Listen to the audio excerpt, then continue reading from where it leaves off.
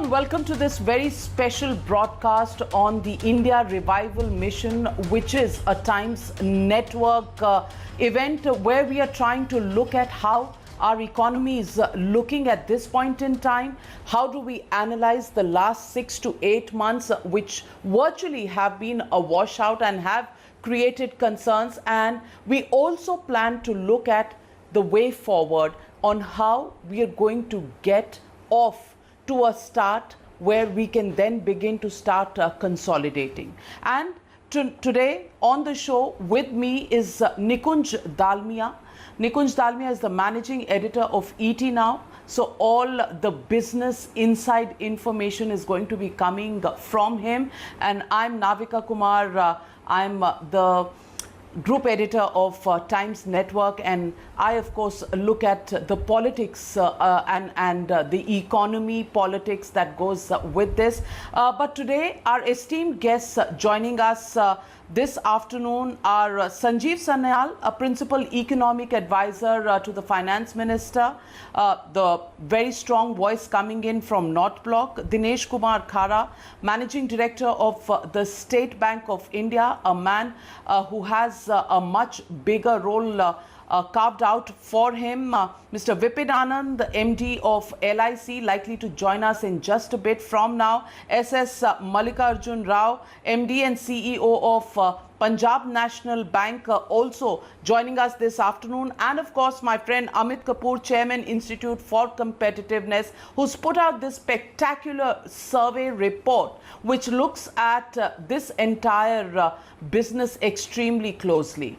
As I introduce to you this esteemed panel this afternoon, let me first go across to Amit Kapoor, Chairman of the Institute for Competitiveness, to give us a sense of the findings of his survey, which put to rest all the earlier projections of a V-shaped recovery that we were dreaming about. Life has just decided to be that much more difficult, and is something that people have put aside a while ago. A U recovery or even shallow trough is something that people would be very happy to see at this point in time. So Amit Kapoor, how do you see the past 6 to 8 months, and what are we looking at over the next quarter as far as your survey projections are concerned? Thanks for the question, and it's an exceedingly important question that we are really trying to grapple with or answer. If you really look at what has really happened in the world in the last 6 to 8 months, it has really sent shockwaves across the world. And what we have really seen is that contraction has been close to about 25 to 30% across the globe. So it is not that India is standing alone in this kind of a situation. But yes, of course, the question that arises is that how is it that we will revive back, or how will we revive back, and what is the kind of view that people have? And as to your question, whether we are actually going to be seeing a V-shaped recovery or a U-shaped recovery or whatever, but I think there are certain positives and certain things that we need to actually look at. One of the big positives is that this brings in a very important issue of how the alignment or realignment of global value chains is actually happening. So what we are already seeing is that they are actually saying that we are going to look at how the age-old orientation of value chains was actually happening, or supply chains was actually happening.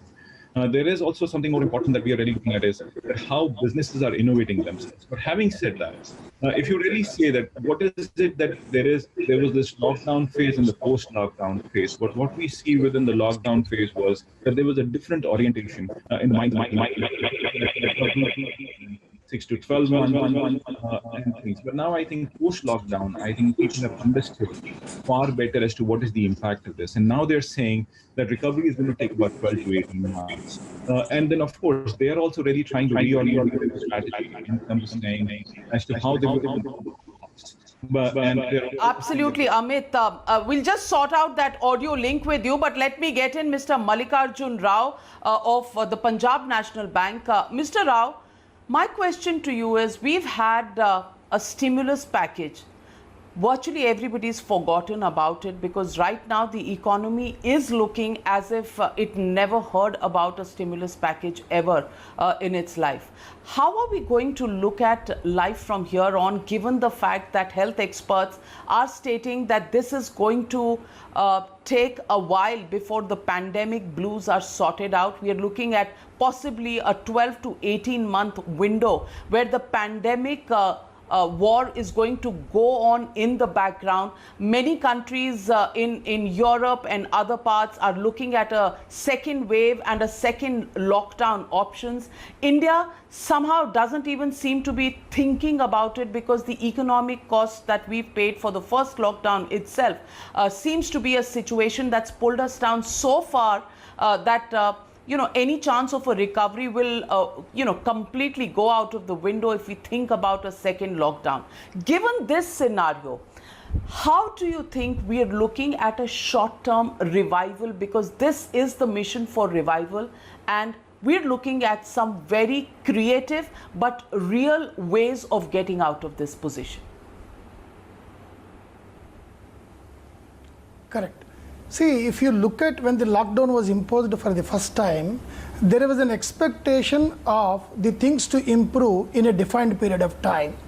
Globally, everybody was expecting that probably after 4 to 5 months' time, things may become normal. And it is too long a time that we had a lockdown, almost for 5 to 6 months, where it would be very difficult for a country of our size to keep the economy in such a subdued status that the pandemic's impact and its impact on psychology of the entire population is going to play in such a way that economy cannot come back. So the important factor is everybody currently in the country would like to come back to normalcy in economy sooner than later.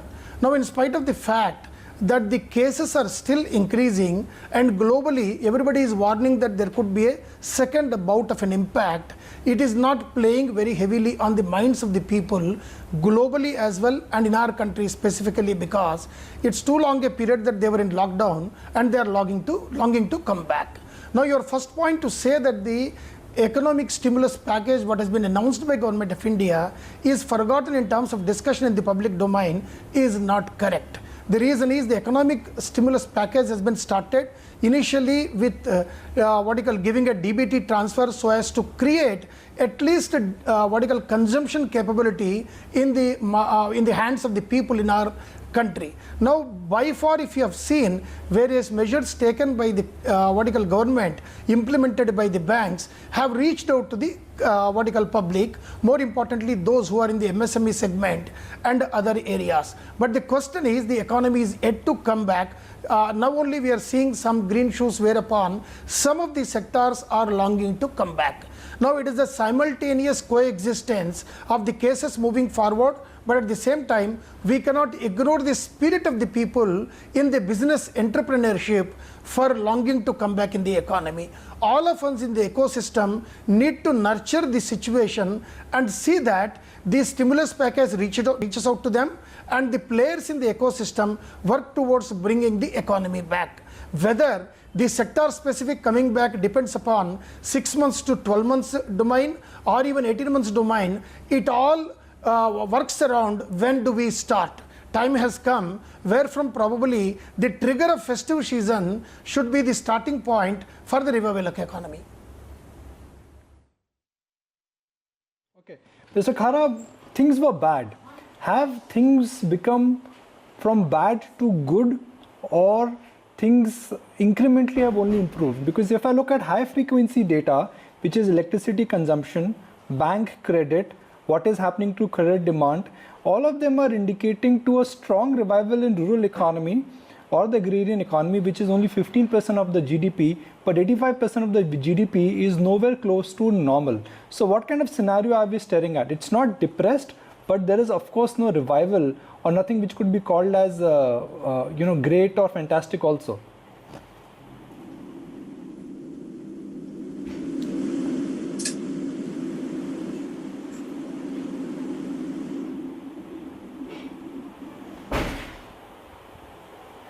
Mr. Khara, Nikunj from the studio.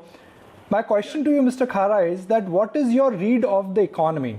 Has horrible become good or horrible has become bad?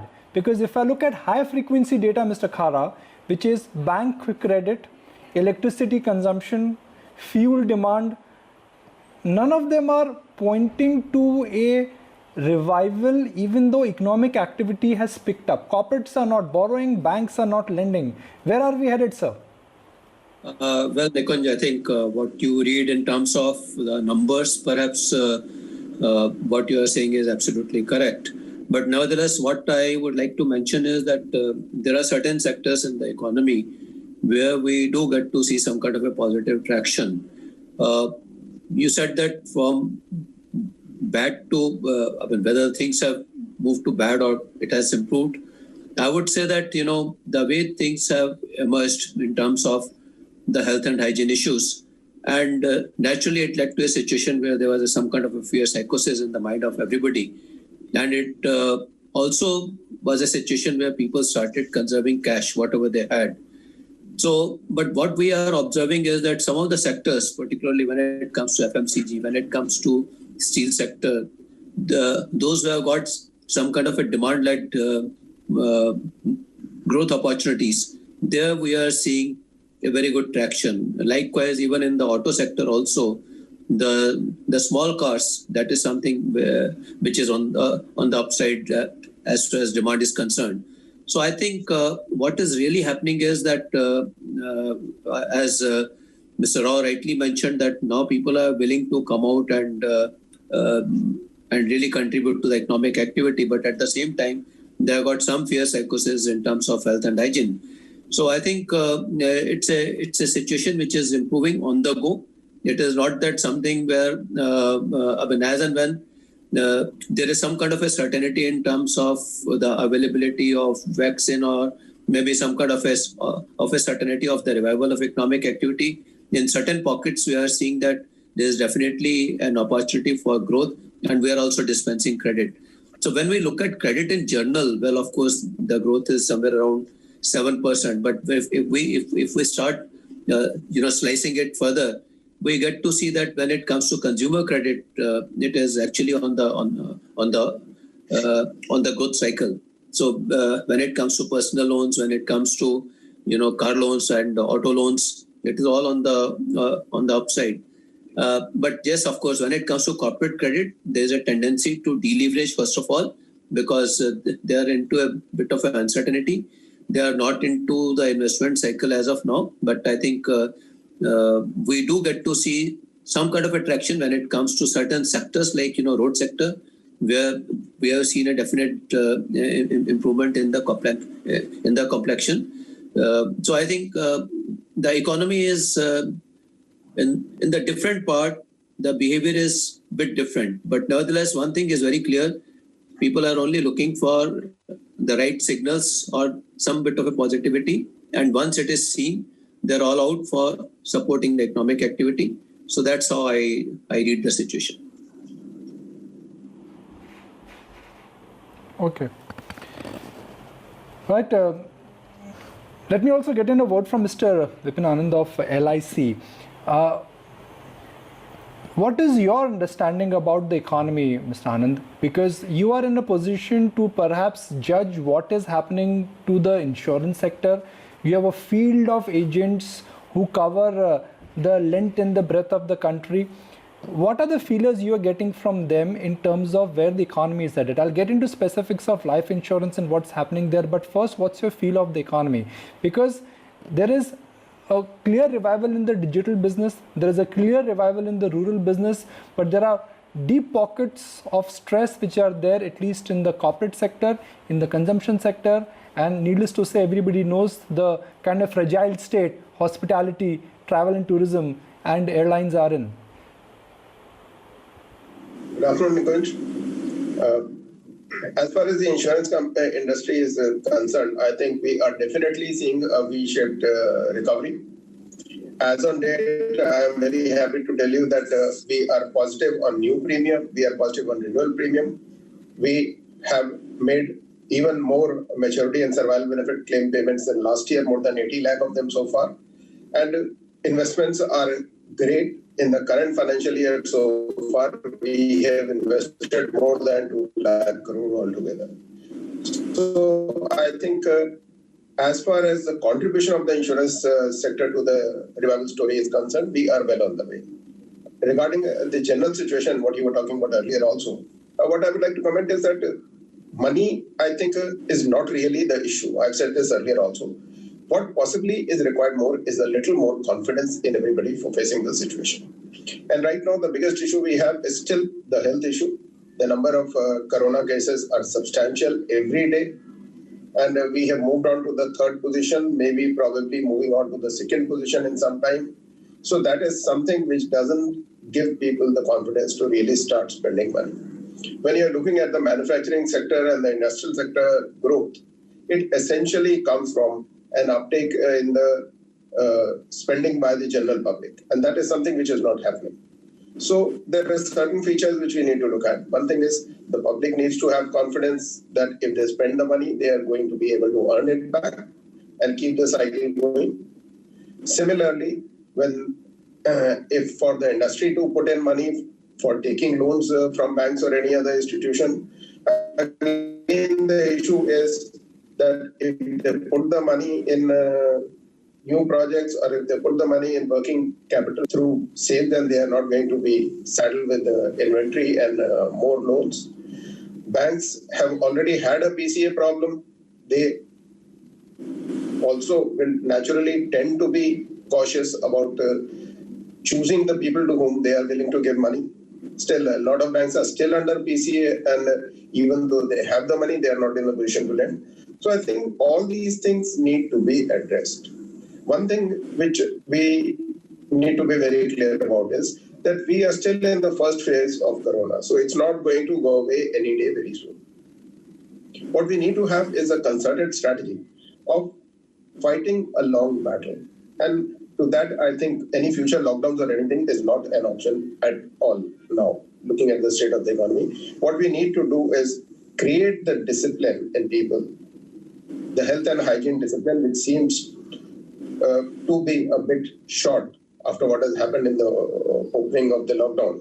That needs to come back very strongly, and I think the government will need to be very tough on enforcing this kind of a discipline if we are to build that kind of confidence in everybody that we can work in these circumstances and come out on top.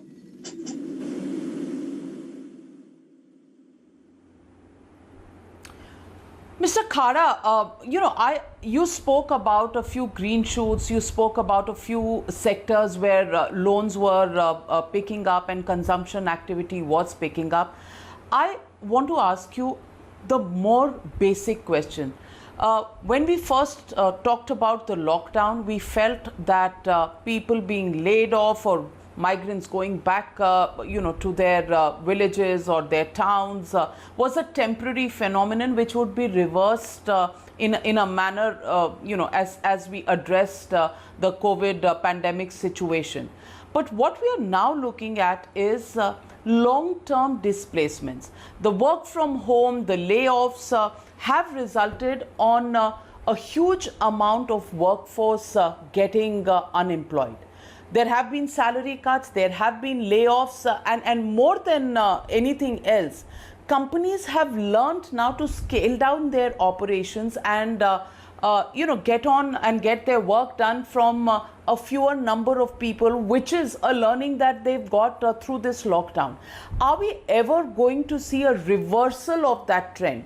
Because consumption will depend on how much of our workforce comes back, how salaries get corrected over a medium to short term, and of course the fact that many businesses have completely gone out of the map simply because they just could not survive the blues of the lockdown. So before I get Mr. Sanjeev Sanyal to give the government perspective on this, I want to know how, as a banker, you see this given the kind of shake-up, the unemployment figures that we are currently looking at.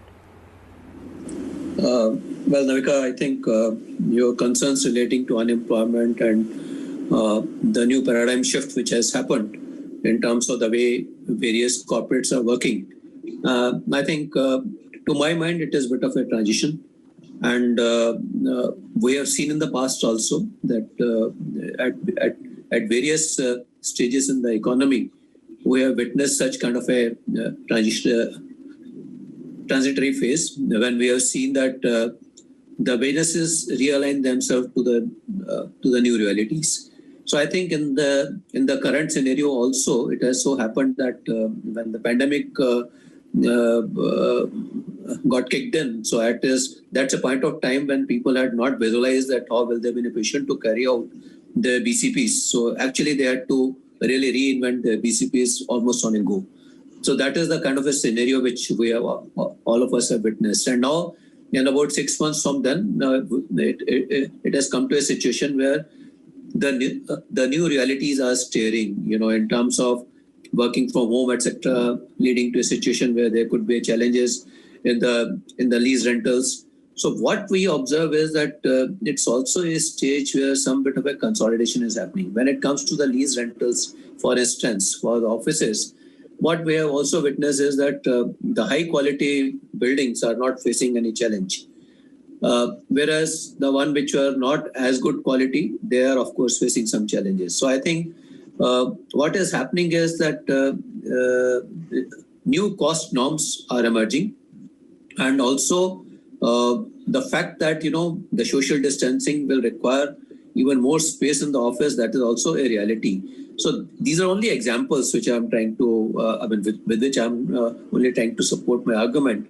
So I think what's going to happen is that maybe, we never thought of that small car will become so much in demand. It will come so much in demand.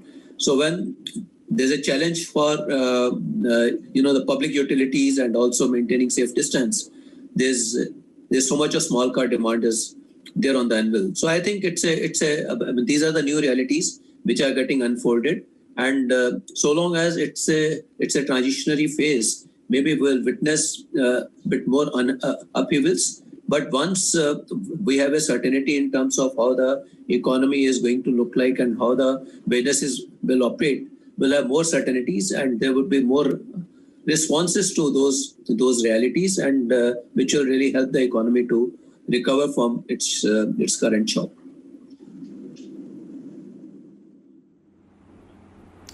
Well, so let me get in Sanjeev Sanyal in. Sanjeev,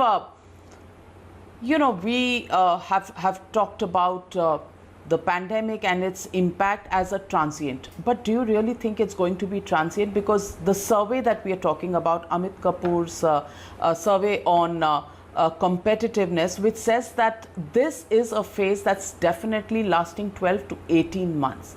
The finance ministry was looking at some sort of a V-shaped recovery. Do you still hold on to that belief, or do you think we are past the worst, or do you think we are still swimming in the sea of uncertainty, given the fact that we are seeing across the world a second wave coming in and talks of a second lockdown in many countries? Well, I think if you will remember, I was saying right from the beginning that this is a marathon and not a sprint. Nevertheless, I would argue that we are now well past the worst of the impact of the COVID pandemic, in the sense that obviously we are now opening things up. We are no longer in lockdown. So there are many parts of the economy that have indeed come back. Now, this doesn't mean we are back in normal. That will happen asymptotically over time. But the fact of the matter is that we will need to go back to a situation where key parts of the economy like tourism and hospitality and travel have been completely opened up. So accepting those sectors, I think significant parts of the economy will be up and running by the end of this year. Mr. Arjun, while we all are optimists, both Navika and me always have the glass half full approach. But my question to you is that why do you think it will not get pitch dark before it gets better? Look at the four sectors, Mr. Mallikarjun, of the economy. Exports, complete disarray. Government spending, well, our fiscal health is not great that we can continue to spend because the government has constraints. The third pillar is corporate sector, which is not spending. In fact, companies like Reliance are deleveraging. And then you got consumption, which has slowed down. So my question is that for India to come back on track, and even if we are talking about numbers of 6%, I'm not going to 7 or 8 also, who will do the heavy lifting? Who is going to be taking the risk? Who will be leading the growth engine again? Right, the first question is who will lift the engine is definitely every person in the ecosystem. That means the state at the central and different states, the entire financial institution segment, more importantly the banks in the ecosystem, all will have to work hard towards that. I would not agree that the consumption has been affected very badly. The consumption is affected because the cash is not available in the hand. If the availability of cash comes with large amount of population in our country, I don't think there is any issue with the consumption. The only question is how to create the demand and how to take the issues forward. You have spoken about exports being impacted. I do agree, because of the lockdown, exports got impacted. Now, this impact will be good to understand that the complete renewal of the activity in terms of the exports. Since independence, if you have seen, while the exports and imports combination over a period of time increased, there has never been a situation where trade deficit has gone down. So while the exports also have increased, imports have also increased over a period of time. Knowingly or unknowingly, in the last 15 years, we have depended on more imports in terms of the essential goods into our country. As a result, during that time, our small scale industry segment got impacted.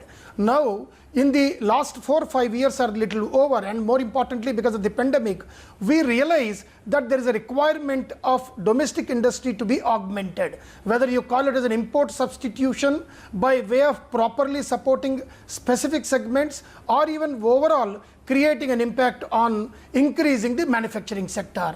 The real panacea, if you are looking at in the economy for seeing the GDP growth, should be the manufacturing sector. In terms of manufacturing sector, since we have seen a reduction in the last 10 to 15 years by way of dependence on imports, we'll have to work very hard in the ecosystem.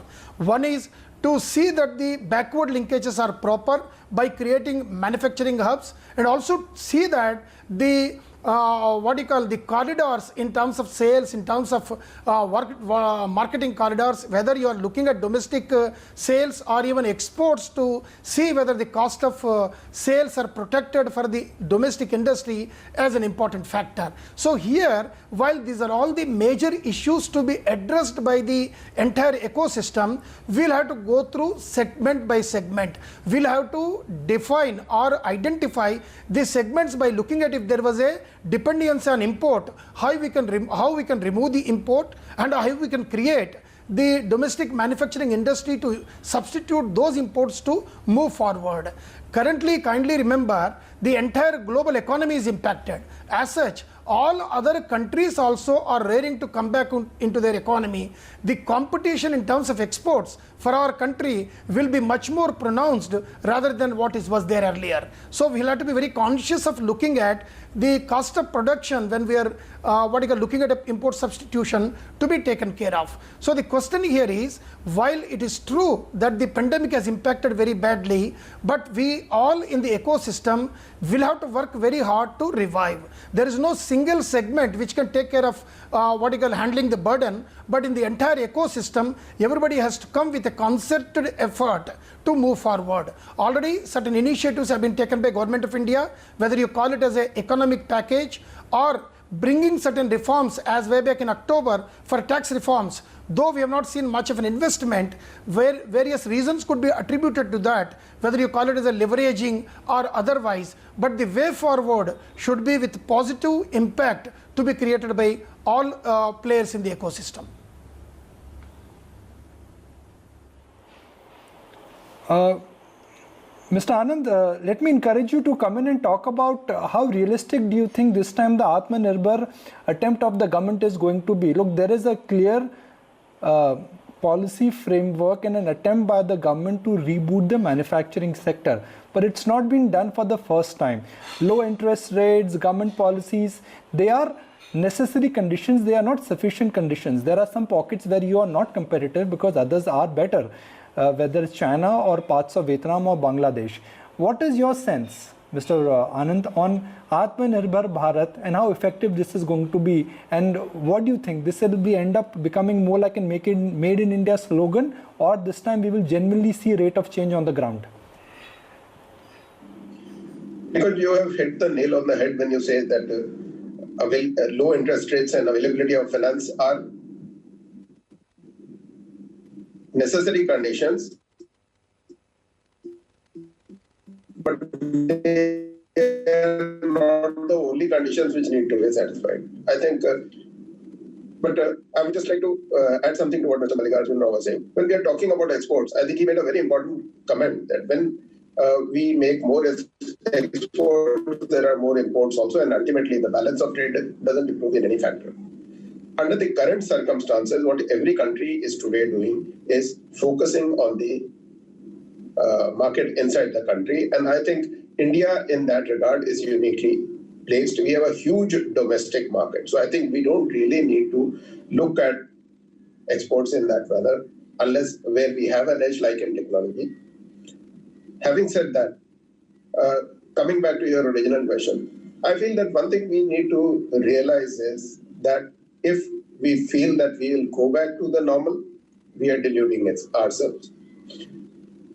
There is a new normal and we have to understand the new reality and start working along with that. There are jobs which have totally vanished. They are not going to come back. And there are new jobs which have come up during this pandemic, which will create huge possibilities for employment. We need to understand this situation. We need to identify the situation, the jobs which are now coming up, reskill the people and move forward. Again, if we want to reboot the economy, the first thing which has to be there is that the fear of corona has to go away. Corona will not go away, but the fear has to go away. So we have to have an absolute discipline regarding the using of masks, social distancing, sanitizing, and ensuring that the people who are necessary in the workplace are actually there. Coming back to Atmanirbhar, like I said earlier, we have a huge domestic market which offers us a huge opportunity. But like I said earlier, the issue is confidence. A person who has the money in his pocket is not willing to release it. Whether it is the customer, whether it is the companies, I think what we need to do immediately is that we have to come up with huge amount of infrastructure creation and development, because that is what has come out very clearly during this period, that we are woefully inadequate with all kind of infrastructure. Looking at all the 4 segments which are there, health infrastructure, I think I don't need to elaborate on this. As far as physical infrastructure is concerned, whether it is road, whether it is railways, whether it is anything, I think there is a huge scope, especially looking at what China has done in the last few decades. Unless we build a huge amount of infrastructure, the economy will not move forward. And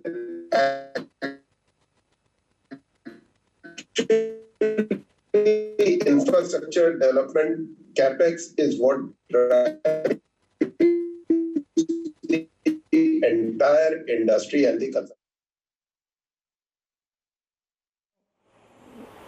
Mr. Anand, we need to take a break right now. Let's take a quick break. When we come back, we'll talk to Sanjeev Sanyal on more specific things the government is thinking. Is there talk of it? There is talk of a stimulus package. Is the government planning to consider a stimulus package? Oil prices have come down. So what are the plans to really pass on the benefit to the consumers? And then with festival season round the corner, what we should expect in terms of demand and on-ground revival?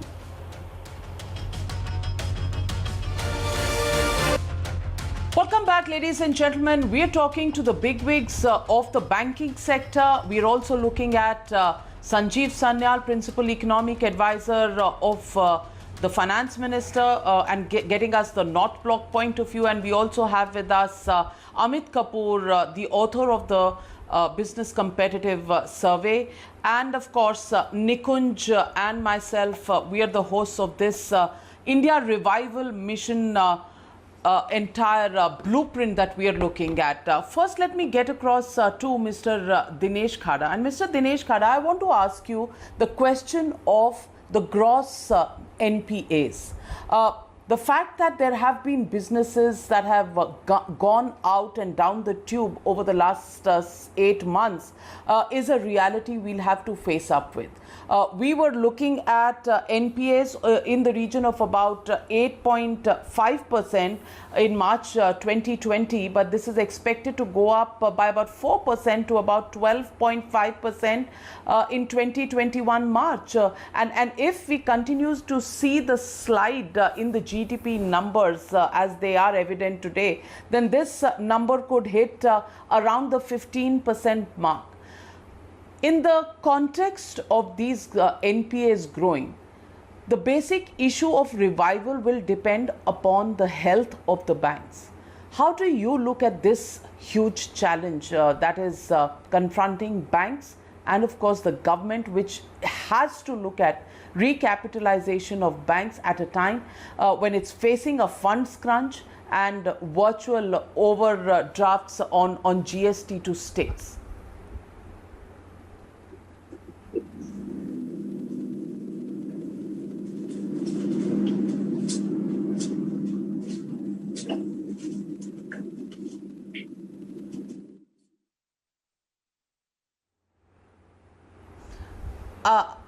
I think we have an audio problem with Mr. Dinesh Khara. Let me go across to Mr. Mallikarjun Rao. Why don't you take that question, Mr. Rao, because Punjab National Bank, SBI are in the same league, and this is going to be a huge challenge for banks. Correct.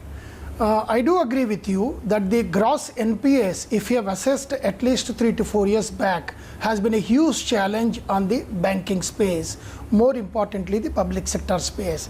As a result, we have seen many of the banks moving into a prompt corrective action imposed by Reserve Bank of India.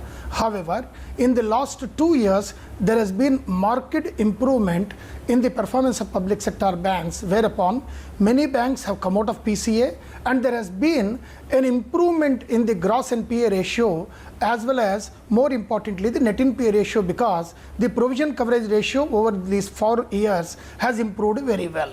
The question is now, when we look at the impact of pandemic and the way the financial stability report also published by RBI indicated about the worst case scenario possibility of an increase in gross NPA by anything around 4 to 6% is definitely going to impact. However, if you have seen the moment of economy, while this report was published in the month of July, by assessing overall over a period of 1 year and also the impact of pandemic for over 6 months, we are looking at the economy eager to come back. Now RBI has also come out with the restructuring norms by looking at the possibility of restructuring the advances, retaining them in standard category, so that you are able to give a helping hand for the industry to come back normally by looking at the cash flow for the future. If you look at all these measures, they are all good measures taken to stabilize the impact of pandemic financially on various sectors. On the other way, the sectors which are having cash surplus, otherwise doing well, have also deleveraged so that their debt burden also will be reduced over a period of time. So these measures taken by the industry, taken by a regulator, and also the banks moving forward are in right direction.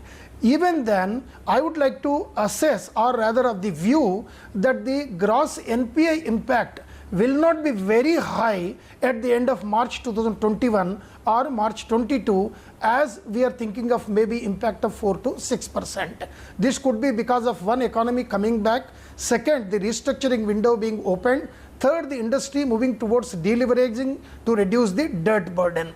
And another important factor is when the economy starts moving, starts coming back, the bankers also will be looking at to augment the capital. So as to protect them, so as to ready themselves for lending, getting readiness for lending.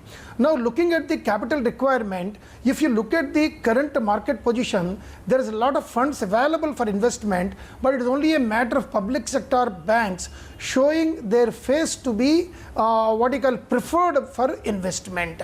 All of the banks, after particularly amalgamation, have become big and have shown good amount of interest for the people to invest into the banks. We'll have to wait and see how next 6 months are going to define in terms of capital augmentation from the market for these banks. I am very positive and confident that the bigger banks will be able to garner money by going to the market either through bonds or through equity, and a realistic assessment considering the impact of restructuring, also considering the ability of the banks to go to the market, will be known somewhere in the Q4 of the current financial year.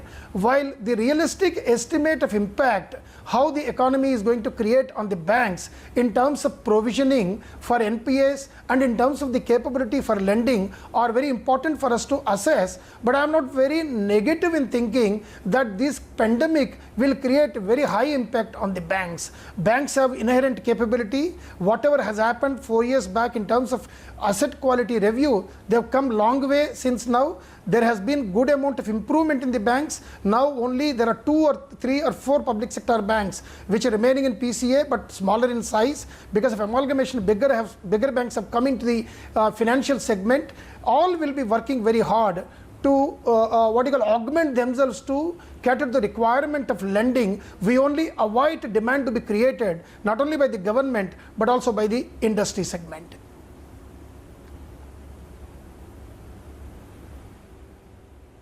Mr. Vipin Anand, one is the challenge of the gross NPAs. The other issue is that 27% of public consumption is down. We are also looking about a 50% shaving of investments.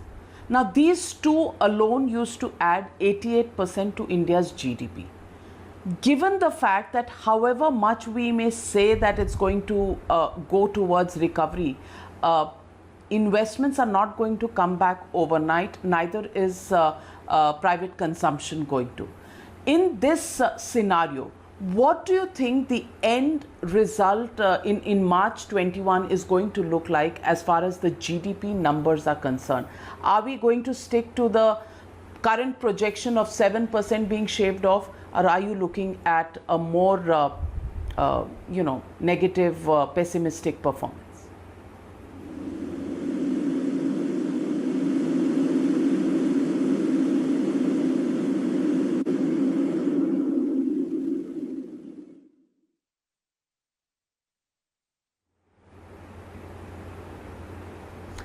Mr. Khara, would you like to take that question? Well, I think when it comes to the likely scenario towards end of this financial year, I would say that things, when they improve, they will improve at a very fast pace. As compared to, it is not likely to be the normal secular trend which has been witnessed in the past. So I think, to my mind, as the situation looks like and what we have seen in the recent past, as soon as the unlock period started, we could get to see a positive traction in some of these months, in the last few months from July onwards. So I think if at all the unlock continues like this and we are in a position to address the health and hygiene issues more effectively in terms of living with the pandemic, so I think there is a possibility that we may get to see even better performance as compared to what is being seen as of now. Because to my mind, the most important component here is the confidence of the consumers, and the confidence of the consumer is a function of how people are in a position to navigate this particular problem relating to corona. So I think if at all we can live with this situation and we can lead a, if not normal, at least near normal life, things will actually look up. And apart from that, the kind of money which is being spent by the government through various infrastructure projects. For instance, about 3,000 kilometers of road has got constructed from April to June in the first quarter itself. So that's a very clear reflection that the government apparatus, when it comes to spending for the development projects, that is something which is really supporting the economy at this point of time. And I think that is the way forward. And with that, the demand will come in. And with that, when we will get to see the demand, there will be some kind of a private investments also which will come in. So RBI is keeping the liquidity in a fairly easy position. So that is something which is ensuring that there's all these instruments which are there, they should remain liquid and there should not be any setback to the economy. So I think with all these efforts which are being put in, I hope that we'll get to see even much better March 21 as compared to what it is seen as of now.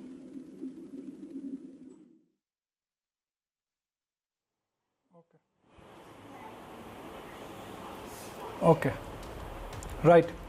Well, I'll urge everyone to stay with us. We'll take a very quick break, but specifics on this fear of second lockdown which has now emerged both locally and globally. How could this really derail forward assumptions? Because we are right now working with an assumption that things will get from worse to better and better will become good. If the fear of a second lockdown comes globally, how will that impact India? And is India prepared for a second lockdown? More specifics on that with Sanjeev Sanyal right after this break.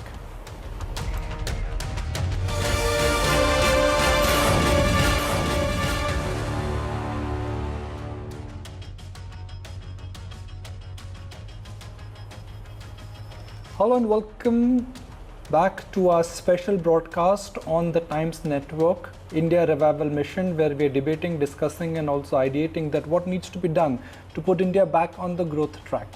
At a time when there are low interest rates, a reboot button has been pressed, there's definitely going to be a shift towards countries which offer capital safety, better growth and are able to also give a better visibility in terms of demand as well as consumption. So what can India do to get lion's share of global flows, and how realistically are we likely to come back to our pre-COVID levels? We are in conversation with our experts, and Navika and me are the host of the show. But Sanjeev Sanyal, I'm going to ask you something which is perhaps related to what the need of the hour is. And the need of the hour is to understand that how serious in your assessment and government's assessment the chances of a lockdown because of second wave of coronavirus is. If it is there, is India prepared for it? And if it is not there, why do you think we can ignore it? Well, I think, as I mentioned, there are certain parts of the economy that are now reasonably functioning. I think you can see that with railway movement of cargo. You can see that with electricity usage and so on. So there are parts of the economy that have more or less normalized. I wouldn't say they're booming yet, but they have normalized. But there, as I mentioned earlier, there are certain sectors like travel, tourism, and so on that will have continued to be impacted. But again, even here, we are systematically, step by step, opening things up. And of course, then there is the big thing about international travel, which will take some more time because that requires the rest of the world also to be in position for it. And as you know, there have been major cases of second wave revivals of COVID in places like Europe. Sanjeev, the survey findings are clearly unanimous when it comes to reducing dependence from China, which is that all companies which were part of the survey with Amit and his team did, there seems to be a consensus that India's dependence on China has to reduce and Atmanirbharta has to increase. So how much of imports do you think India can realistically substitute in the next 2 to 3 years? I think, first of all, we need to be clear that Atmanirbhar Bharat is not a return to import substitution. We do intend to provide protection in certain parts of the economy where we do want to create the clusters. But Atmanirbhar Bharat is ultimately about participating in the rest of the world.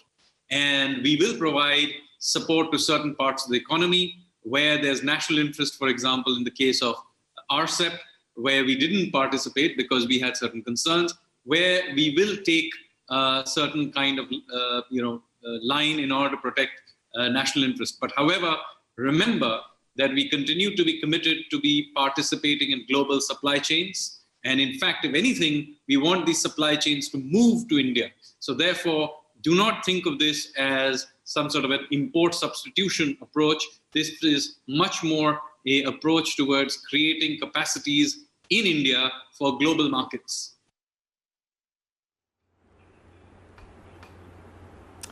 Well, let me get in Amit Kapoor in at this point. We had some network issues with him, but Amit Kapoor, I want to ask you, cancelled projects, people being laid off, employment being a real challenge at this point in time, a second lockdown staring us in the face.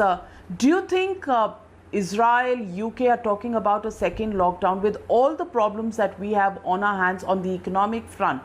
Is it something that India can even look at amongst the other challenges that it's facing currently?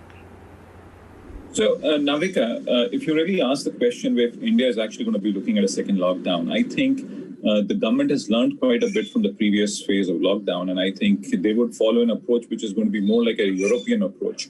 I don't think it is going to be India which is going to go under a lockdown by any stretch of imagination. It might be that we might see some pockets of huge, outbreaks. That is where the lockdown can actually happen. So if there is a lockdown happening in a certain state, if a certain state is seeing a huge upsurge in infection, that might go through a lockdown. But I think looking at the conditions right now, because there are close to about 200 districts which are taking the deeper, the chunk of the infections. So a pan-country lockdown is not going to happen. So I'm very, very clear on that. And I think government has also learned from the previous experience. In terms of what is going to happen across the world, that's a choice. Like Israel is a very small country, so they can actually look at a certain way of really looking at lockdowns and things. India will follow an European approach. In terms of, say, what Sanjeev was saying from an Atmanirbhar Bharat point of view, an economic point of view, and effect on lockdown, I think the question is the enterprises are now also looking at that the lockdown is not going to happen. They are getting prepped up to a situation that lockdown is not happening. They know that there are going to be targeted lockdowns, and they're continuing to build up their strategies accordingly. There are going to be a huge impact on strategies that enterprises are following and as to how they really rev up. But I think we are looking at a phase wherein we are going to look at a fairly positive economic situation in the coming 12 to 18 months, maybe 24 months. But this is something which nobody could have avoided. So that is where things are going to be.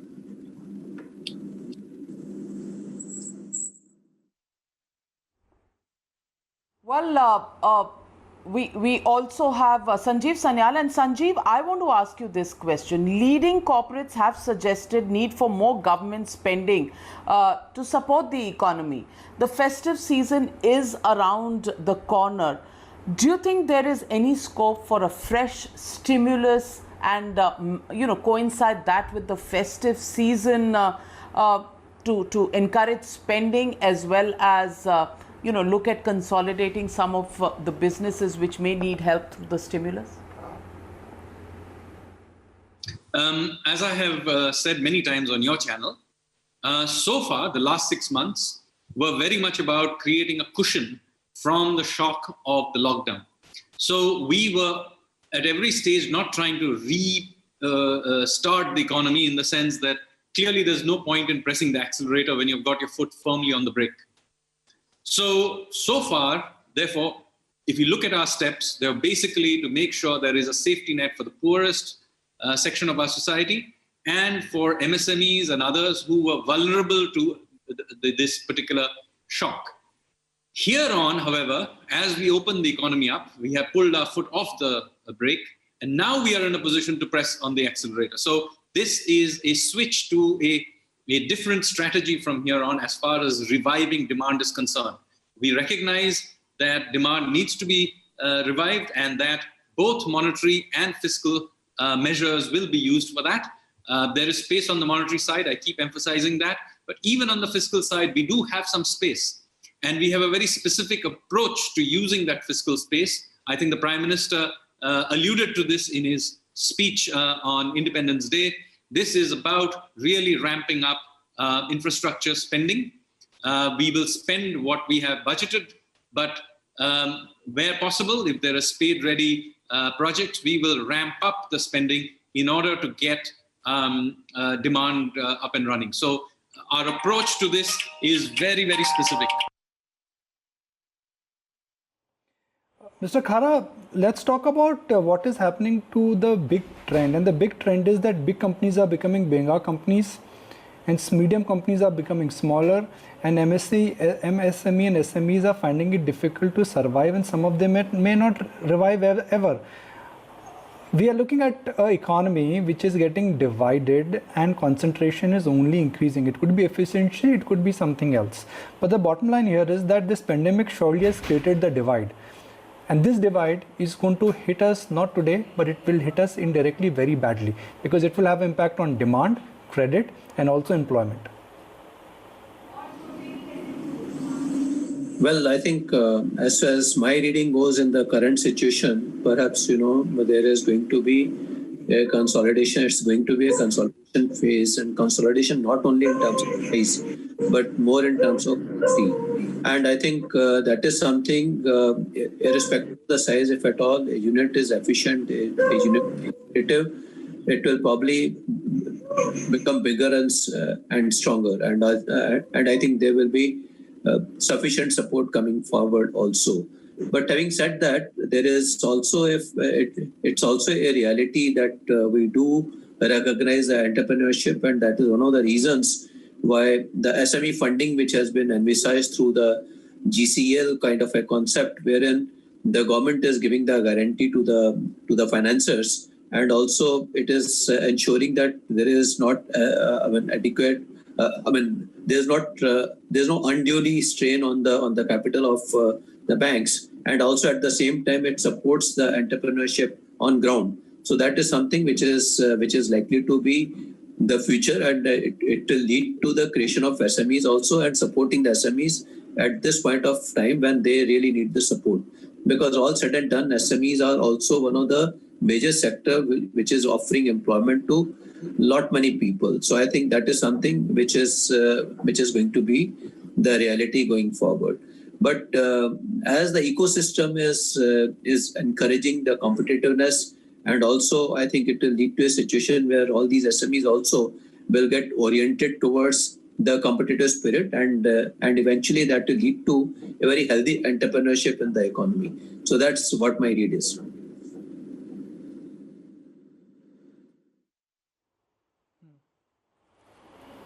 Mr. Anand, I'll get in the most important element which so far we've not discussed, and that is the whole digitization, what is happening to the economy.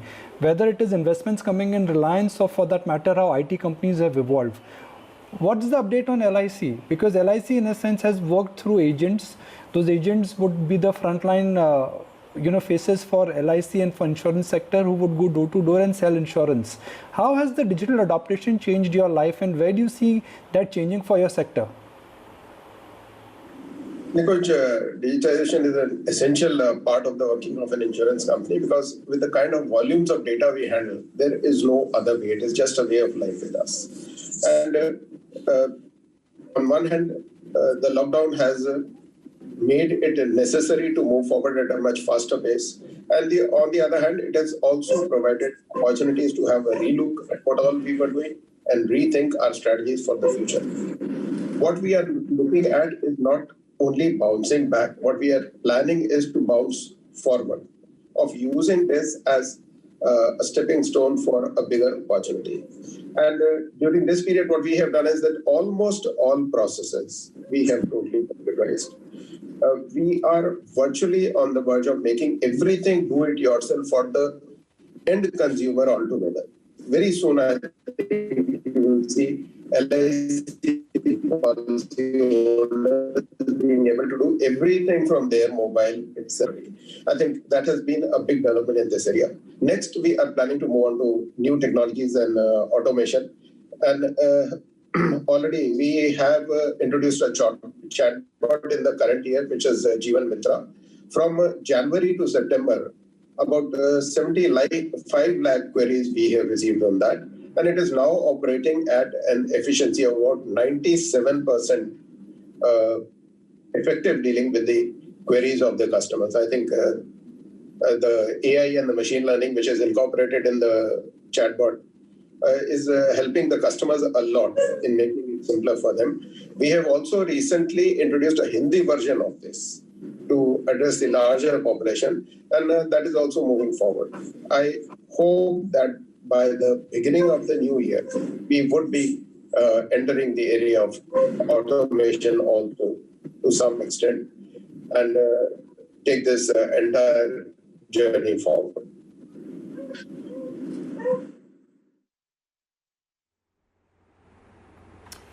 Well, gentlemen, we need to discuss a lot about the political economy, which we'll do after this very short break, because we need to look at the farm bills, whether it will really give a boost to the agriculture sector. We'll need to look at the GST unpaid bills to states, how that's going to impact the states at the level of trying to help businesses.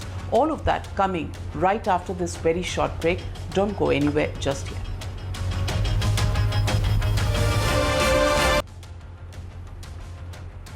Welcome back, and let's now look at some of the politico-economic fallout of the lockdown, the slowdown or the negative GDP numbers that we've been seeing. And Mr. Mallikarjun Rao, I want to ask you, there have been statements that have been made by opposition parties. The one big thing, of course, that opposition parties are extremely united on is the fact that the government has still not been able to clear the GST dues of states. How far is the criticism of the opposition, whether it is former Finance Minister Mr. P. Chidambaram, who's virtually called this a reneging of the promise and the mishandling of the economy as the single biggest reason why we are facing the current problems and challenges in the economy? Mr. Dinesh Khara, if you could take that question. Well, I think the government is fully engaged with all the state governments, and also there's a concerted effort on the part of the government to figure out a solution which is in the ultimate interest of all the state governments. So I think I would say that various kind of options are being explored, and some are workable too. So I think that way there's a very clear effort on the part of the government to ensure that there's amicable resolution of the problem at hand.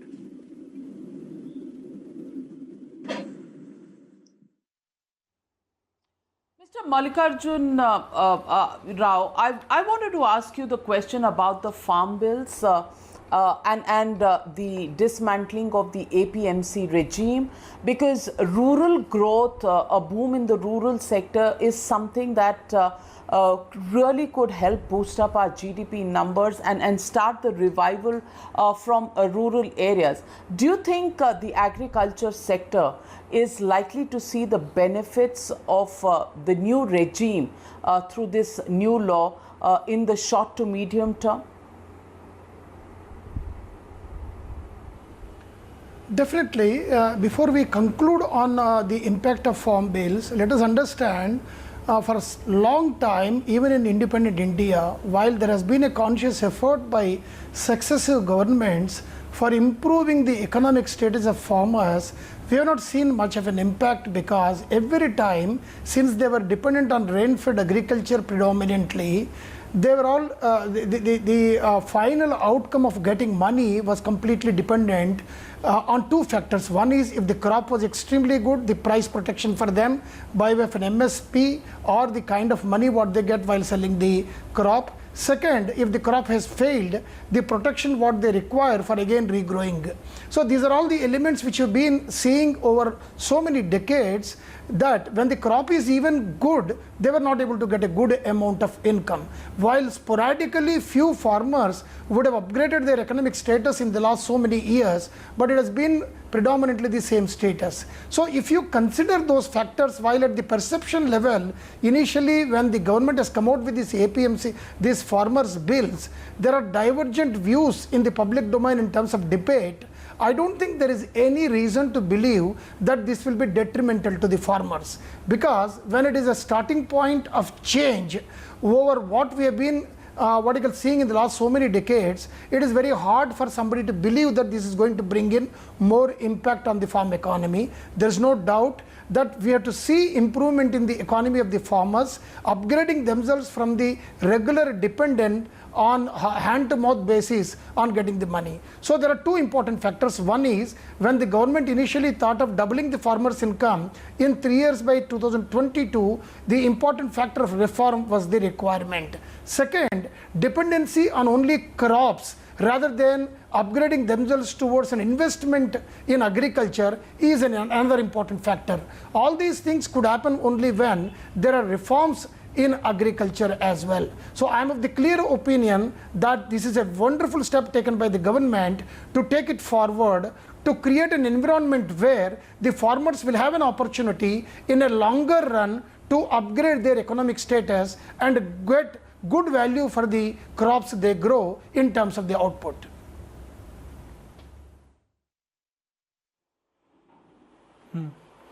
Amit, I want to go back to that survey question which I asked Sanjeev Sanyal on this entire dependence on imports which needs to be reduced. How realistic is this? Because one side is attempt. I mean, we all want India's GDP to grow in double digit, but it will not happen. It's like saying that I want to import less from China, but if India cannot produce, if we don't have competitive advantage, if we don't have the skill and the size, why should we pay extra? Why would corporates do something where they know that ultimately market is not there? So, this is an exceedingly important question, and it brings the whole competitiveness debate into the focus. So if you really look at it, like the reorientation across the global value chain, that is definitively going to happen. And it is going to happen because fundamentally enterprises will want to reduce their risks. Because what has really come through to the fore is that because of the pandemic, the enterprises know that you cannot really allocate all your resources or all your eggs in one basket. And that is what they have seen in China. There is going to be a fundamental shift of movement of global value chains over the next few years, and probably it will continue for the next decade or so, because it's not going to happen immediately. It's going to happen over a period of time. The larger question is going to be that how India can actually attract these sets of investments. For this, I think, one, we need to really carefully understand as to what are the sectors we should actually focus on. Sanjeev did allude to a very important point. And that is what he was saying, the clusters that they're really looking at. So there are those 8 or 9 clusters that the government of India has actually identified. So try to create productivity situation there, try to create a supporting ecosystem wherein we are able to go forward. I think this also leads us to an important question in terms of understanding as to what we should focus on. In fact, if you really say that I want to do everything under the sun, in fact, the biggest pain point from my point of view from an economic thinking is that every state wants to do everything under the sun. It is never going to happen. You have to understand there are 3 or 4 sectors where you can actually do something very positive, and that is what you should focus on.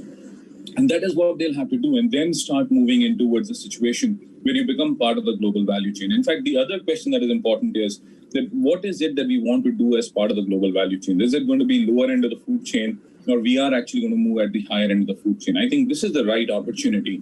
If we get the ecosystem right, if we get the policy right, if we get everything right in terms of like what we want to do, this is a situation, or this is an opportunity to really move up the scale. This can actually lead to huge productivity benefits. But I think we will have to really recast a lot of our regulatory systems. In fact, there are those skirmishes like in terms of saying that a lot of enterprises are not coming to India, or they're moving out, or whatever. There seem to be some challenges. We need to move over those challenges and create an environment where those investments continue to happen. From my point of view, I'm supremely positive in terms of like how things are really going to pan out, because if there is an opportunity to really rev up the world, if there is going to be an opportunity for an economy to stand up in terms of saying that this is going to be the next big economy after China, then it has to be India. There is no other place which is actually pegged at that level. So that's where it is. Okay. Sanjeev, the big question is that government GST collections are down. We all know why. And one side you got the fiscal constraints. In case if one has to really look at some outsized, out-of-box thinking, what can be done in a calibrated manner which ensures that the economy is stimulated, the losses are contained, and the fiscal maths and other compulsions are also not compromised? obviously, when we have a slowdown of this kind, we are going to see a decline in revenue. There's no question about it. When we went into a lockdown, we were aware that you're going to see GST collections fall for the simplest reason. We have literally locked down large parts of the economy. So in that sense, this is not a surprise, but we have to accommodate that because you have to allow for spending to keep demand at, and revive demand. So we recognize that there will be a necessity for allowing the fiscal deficit to widen. And that will happen naturally anyway, because as you mentioned, of the revenue slowdown. But, there are other ways of ramping up spending. The government, and not just the central government, but the state governments as well, can take on more debt. We are willing to borrow particularly to create new infrastructure and assets. And where necessary, we are even willing to do carefully calibrated monetization. So I think overall, the resources will not be the major reason why we are not, spending. As we come to the end of the India Revival Mission blueprint that we've been discussing over the last 1 hour or so, I just want to get a sense from across the panel at this point. And yes, Sanjeev Sanyal, you're excluded because I know the government doesn't get into projecting GDP numbers, but I need to get a sense from the others on the panel on what they think India is going to end at, given the green shoots we are looking at, given some of the optimism that we carry about the growth coming back, consumption coming back, investment coming back. But let me first start with Mr. Vipin Anand. Mr. Vipin Anand, what do you think in March will be the GDP numbers given the situation that we are in today? Navika, I think the GDP numbers depend entirely on what we do right now. I think all the ingredients are there.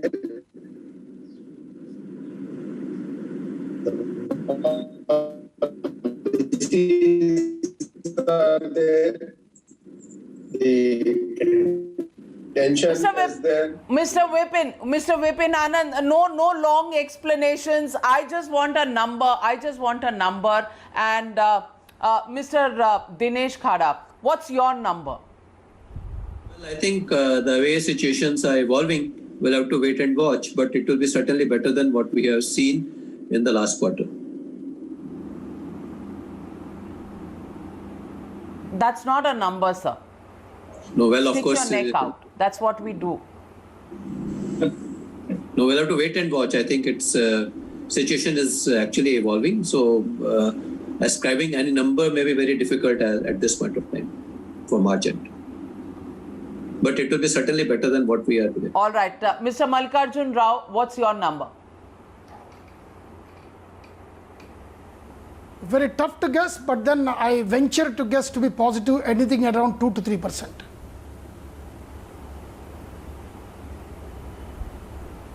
Okay, that's a brave and an extremely optimistic lookout. Amit Kapoor, what's the number that you can look out after this detailed survey and responses coming in from your respondents?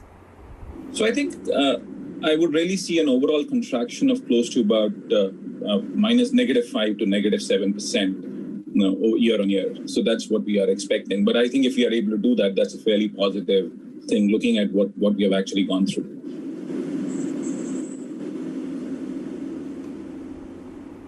All right. And Nikunj, you want to take one guess?